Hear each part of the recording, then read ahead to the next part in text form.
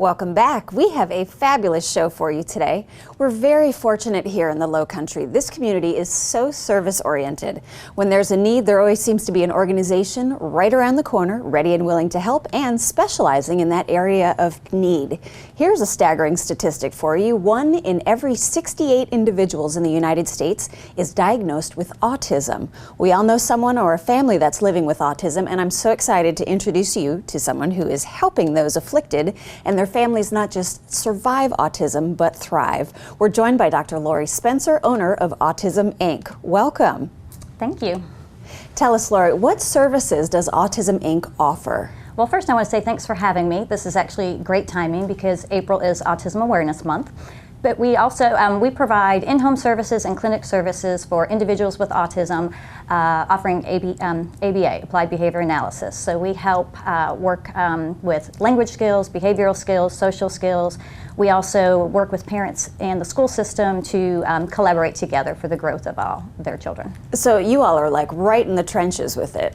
It's never boring. Yeah. Now, can you give us a description briefly of what autism is, or just kind of open our eyes to it? Sure. Autism is a spectrum disorder, which means if you've seen one individual with autism, you've seen one individual with autism. So individuals with autism have deficits in 3 major areas. So socialization, communication, and behaviors or repetitive type behaviors.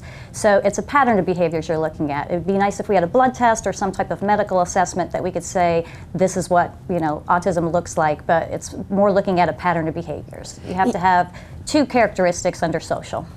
You briefly mentioned behavior analysis. What exactly is applied behavior analysis? Applied behavior analysis is the practice of using behavioral science and learning theory to make functional changes in behavior and socially valid changes in behavior. So behavior analysts are certified internationally to change behaviors either through language, socialization, behavior, communication, all of that. And back to Autism Inc. What is your goal here? Our goal is to help individuals that we're working with, taking them from where they are to the next level and the next step. And that's going to look different for each person. But we're focusing on independence, trying to help the individuals we work with be as independent as possible and to increase their skills. And what's new and exciting that's going to be coming up at Autism Inc? Oh gosh, so we're going to have a big fundraiser on June 5th, and we're going to have a carnival in Bluffton outside of our office, and we're fundraising with a new not-for-profit corporation called Autism Giving Tree, and we're going to have this carnival that's going to raise funds to actually, which kind of takes me into what is the Autism Giving Tree, if I can do that, which our purpose is to open a school, because we offer clinic services and home services, and we collaborate with school systems. But what research shows is that the type of instruction and the amount of instruction and the intensity of it is difficult to get in a school system just based on funding and what's needed. So we are looking at opening a school starting from preschool through elementary school, where we'll be serving children in the Low Country that have autism. Wonderful. Now I'm going to put you on the spot a little bit here. We were talking a bit before the show about your background and how did you sort of fall into this whole arena? Oh gosh, it's really funny. So I went to school to be an elementary education teacher. I was going to teach 1st grade. And as a general ed teacher, you take 1 course in special education, and I took that class on how to teach individuals with disabilities.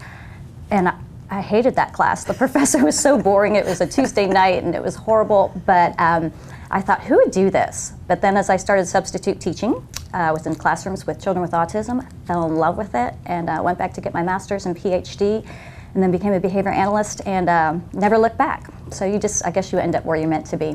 I totally believe that. I totally believe that. And give us a couple of rays of hope here with a family that's just experiencing a diagnosis of autism or families who are currently living with it. Give us some words of hope. You know what, there are so many more services out there now than there used to be, so it's wonderful. And what we do know with research is that the earlier the intervention, the better. The more intensive the intervention, the better. So it's recommended at least 25 hours a week of intense intervention. Right now, services are covered for children before the age of 3 through BabyNet, and then they're provided through Medicaid and private insurance from 3 through adulthood. There's been a lot of changes. So the earlier the intervention, the more intensive the intervention, the better the outcome. Now, we have a really engaged community here. Are there any volunteer opportunities offered with Autism Inc? Or how do we get in touch with you as well? Absolutely. So our website is www.autisminc.net. You can contact us through that. We do provide training, and we do love to have volunteers that come in and work with our staff and work with our children. And we do a lot of social outings, and we go out into the community a lot because individuals with autism live in the community like everybody else, and so we're always looking for businesses that are welcoming us to come in for social opportunities and different things, and just individuals that want to come and engage and be a part of everything. Well, thank you so much for doing what you do. It was great to have you here with us today, Dr. Lorrie Spencer of Autism Inc. Thanks for being with us. Thank you.